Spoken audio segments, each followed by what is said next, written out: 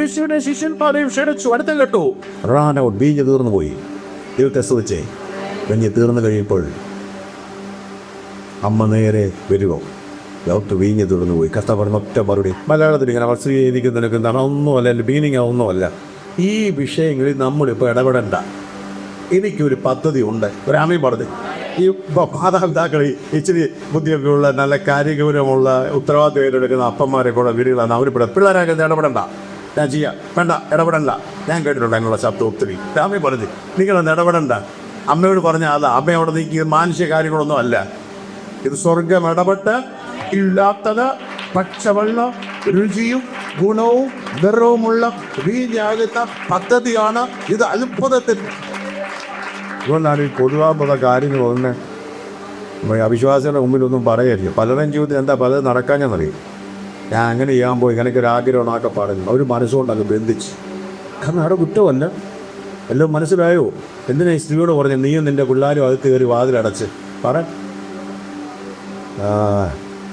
ഞാൻ നോക്കട്ടെ അന്നാമേ, ഞാനിവിടെ വരുവാ, നോക്കട്ടെ നീ എന്തോ ചെയ്യാൻ പോകുന്നേ. ഒന്നും അവിടെ നടക്കത്തില്ല.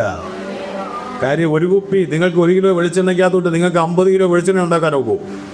ഈ ഇത്രയും എണ്ണ വലിയ പാത്രത്തിലോട്ട് ഒഴിക്കുക. ഒഴിക്കുമ്പോൾ ഇത് തീരുന്നില്ല, പവർ ഇറങ്ങുക.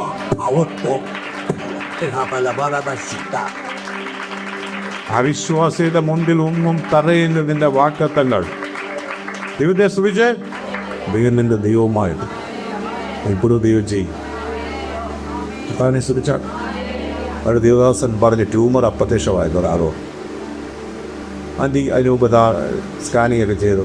സർജറി ടേബിളിൽ കിടക്കുമ്പോൾ ഡോക്ടറിൻ്റെ ഹൃദയത്തിലൊരു ഒരു സ്കാനിങ്ങിനോട് അവിടെ ആവാം. അത് വാർദ്ധക്യം തന്നെ മനുഷ്യനായി. ഇപ്പോൾ ഡോക്ടർമാരെ എനിക്കറിയത് വിശ്വാസി ഡോക്ടർമാരത് അങ്ങനെയൊക്കെ ഒരു ഒപ്പീനിയനാണ്. ഇപ്പോൾ ഡോക്ടർ ഇതെല്ലാം കഴിഞ്ഞാൽ ഒന്നുകൂടെ വിടാപ്പോൾ കിട്ടാൻ ഉഴയില്ല, കൊള്ളാൻ കഴിയും. ചച്ചനെ എഴുതേപ്പിച്ചോട്ട് ദേവദാസൻ പറഞ്ഞു, ഒടുവിലായിരിക്കും അല്പം നടക്കുന്നത്. വിശ്വസിക്കണം.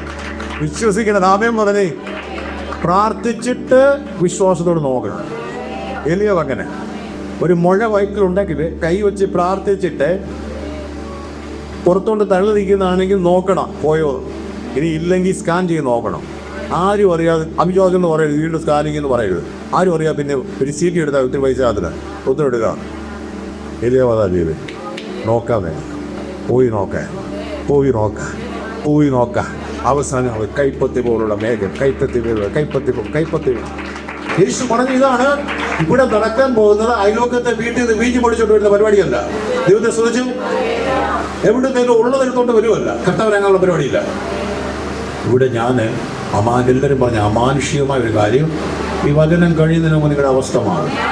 ഓൺലൈനിൽ കേൾക്കുന്നവർ ഇത് കഴിഞ്ഞ് ഇത് പിന്നീട് ടെലികാസ്റ്റ് ചെയ്ത് കേൾക്കുമ്പോൾ നിങ്ങൾ ആത്മാവിൽ ശ്രദ്ധിച്ചോളെ, അത്ഭുതങ്ങൾ നടക്കും. കർത്താവ് അവിടെ അമാനുഷ്യമായ കർത്താവിനോട് രാമീൻ ഉറക്കം പറഞ്ഞു, കർത്താവിന് ഈ വീഞ്ഞ് തീർന്നെന്ന് പറയുന്നവർക്ക് വീഞ്ഞ് തീർന്നു, വീഞ്ഞ് തീർന്നു എന്ന് ചോദിക്കുന്ന ആളല്ല, എല്ലാം മുന്നമേ അറിയുന്നു. നിങ്ങളുടെ ധാരണ നിങ്ങളുടെ താപത്തെയൊക്കെ തിരുതുറയുടെ ദൈവം അറിയുന്നത്. അവിടെ ദൈവത്തിനറിയാം ഇതെവിടെ ഇടിച്ച് നിൽക്കുമെന്ന്. കർത്താവിനെ ശ്രദ്ധിച്ചാണ്ട് അപ്പൊ ദൈവം അതിന് മുന്നമേ പദ്ധതി.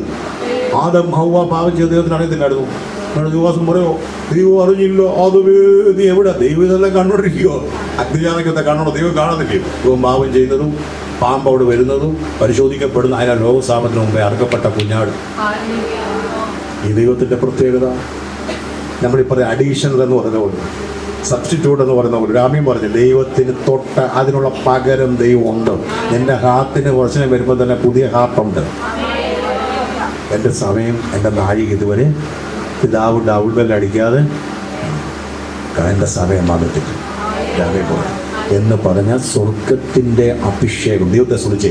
അതാ പത്രോസ് പറഞ്ഞ ബലമുള്ള കൈക്കീഴിൽ താണിരിക്കും തക്ക സമയത്ത്.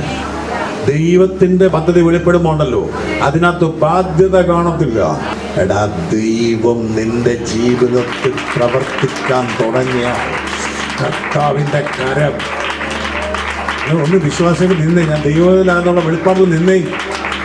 പെട്ടെന്ന് പോയി ആരോടെങ്കിലും വായ്പ ചോദിക്കുന്നതിന് പകരം അവന്റെ മുഖം ഒന്ന് അന്വേഷിച്ചേ, ഒന്ന് വെയിറ്റ് ചെയ്ത് ദൈവസന്നിധിയിൽ. കർത്താവെ നീ ആരെ അയക്കുന്നോണെന്ന് വെയിറ്റ് ചെയ്ത്. അത്ര ക്ഷമയില്ലല്ലേ? ഇപ്പോൾ അഭിഷേകം ചെയ്യുന്നു നിങ്ങളെ.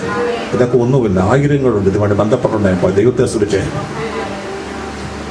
അത് കഴിഞ്ഞ് അമ്മ തിരിച്ചു വന്ന് പറയുന്നത് ദൈവത്തെ സ്തുതിച്ചാൽ ദൈവം സഹിക്കണം, കാരണം കുറച്ച് ദൈവം ഒരാമേനോടൊക്കെ പറഞ്ഞു.